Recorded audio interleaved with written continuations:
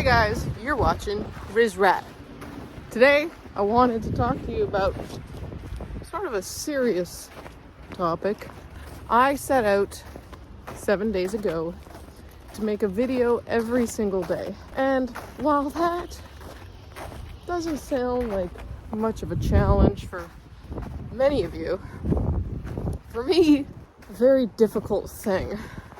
Now, reason being, I have a really deep perfectionism issues where if I believe something isn't perfect, I feel like I can't do it, or I can't put it out, or I don't even want to work on it in the first place, because the idea of having to make something perfect is very daunting and unrealistic. And so you just never begin at all. And for many, many years, I was crippled under that weight of I need to do something. I have a talent. I have something I want to share with the world. But anytime I get an idea, it would just be overshadowed by this looming threat of, well, this is going to take a long time. This is going to be something that's very difficult. You'll probably not be able to do it. It's not going to be very good. And so I never did anything for years. Creatively, I did nothing. And during those years, I felt like poo-poo. I always was looking to some future or some dream or some ideal of like what could be. And I was thinking about that all the time. I was thinking about how I wanted my life to be. But because the action steps that I needed to take to get there were so complicated, unknowable at many times, and daunting, I just never took them. I never took any action steps. I did take a lot of action steps. That's not true. I took a lot of action steps towards it, but it was so sporadic that I didn't have this full deep sense of like, I am getting there and I am enjoying my journey, because it wasn't about the journey anymore. It was about getting somewhere. Why can't we do both? Why can't we want to get somewhere and also like going there too? And that was what I was struggling with. It was this constant sense of like, I'm not doing enough. This feeling that I was not doing enough, because the truth was that I wasn't doing enough. I was spending time either furthering other people's dreams, because think about it. If you constantly tell yourself, okay, I'm gonna go work for somebody so I can make some money, so I can pay for my life, then I can pursue my dreams on the side. That does work for a lot of people. If what you're doing is like driving you towards it and you're really utilizing your time well. Unfortunately, in my case, I would get home and I just had used up, I don't know, whatever willpower I had for the day. Nothing would get done. I would always be thinking about what I had to do, thinking about this future life, thinking about these dreams that I had, and then feeling so far away from them that I was just kind of low a lot. This sense of emptiness a little bit that I felt like I needed to fill up by dreaming about something else. Like I would always say like, okay, I have to dream, I have to think about what I want, but by thinking about it, I was like reinforcing the fact that I didn't have it, and that didn't feel good at all. I really feel like there is no one way to get somewhere. There are so many different ways, so many routes that you can take, so many paths, and each one is unique to you, unique to the person who gets there. A lot of people take the same path, and that's okay. But I felt like my path was different. I felt like I've always been a go-getter. I've always been somebody who looks at something, decides they want it, and goes and gets it. And that I didn't need permission from somebody else. I didn't need to do what everyone else said I needed to do to get there. And so it made sense for me to stop thinking and figuring out how everyone else did it, and to start figuring out a way that I was going to do it. What I had to do to be happy on my path was to work on the things that were preventing me from getting there in the first place. A big thing that stopped me from doing stuff, as I mentioned, was just feeling overwhelmed with the idea of being perfect off the get-go. I don't think you should kill perfectionism. I think you need to know how to manage perfectionism. I think you need to know when perfectionism is hindering you and when it's making your life better, like making a work better. If perfectionism prevents you from starting in the first place, it's a problem. If perfectionism is the thing that drives you to make what you're doing really good, then it's a blessing, right? So the sense of like wholeness, I think, is coming from just the fact that I'm finally doing something that I wanted to do.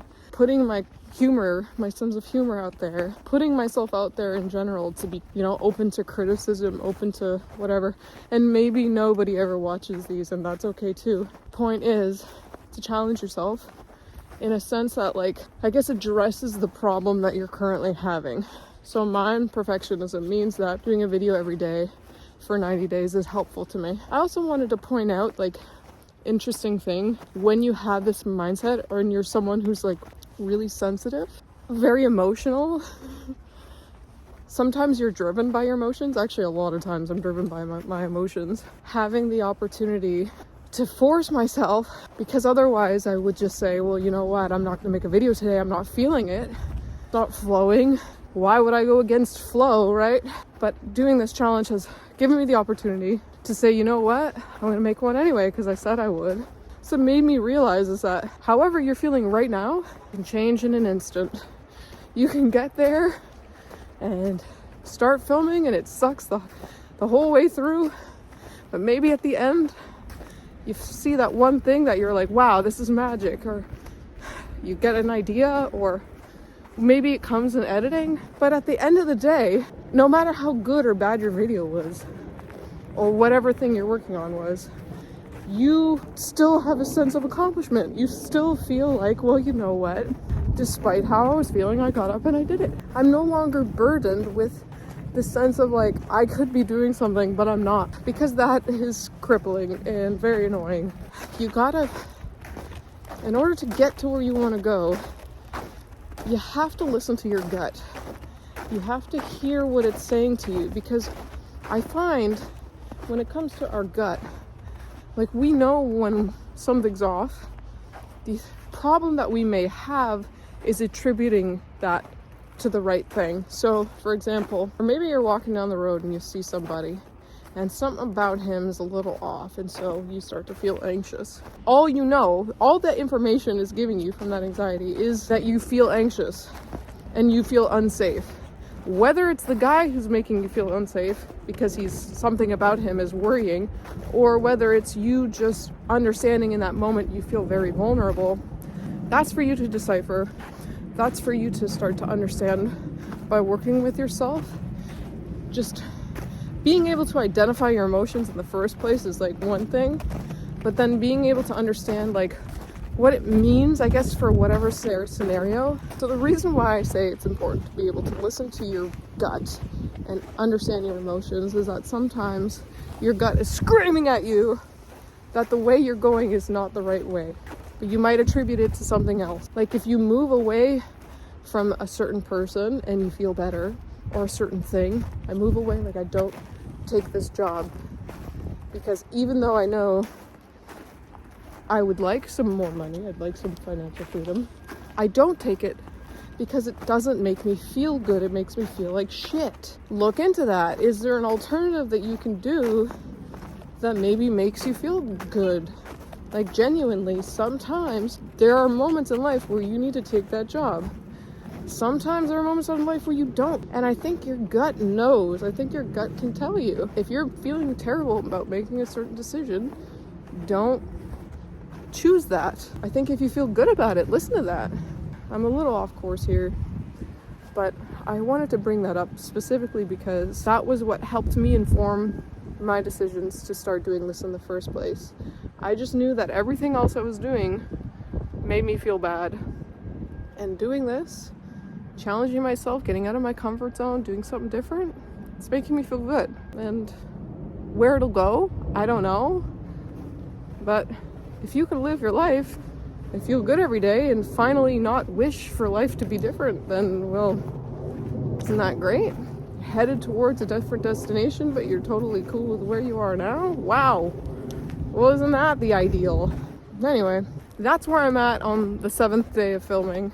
We'll see where I'm at once it gets challenging again, once I'm having a bad day, once I've been doing it for so long, once I start cutting myself some slack. We'll see where we're at.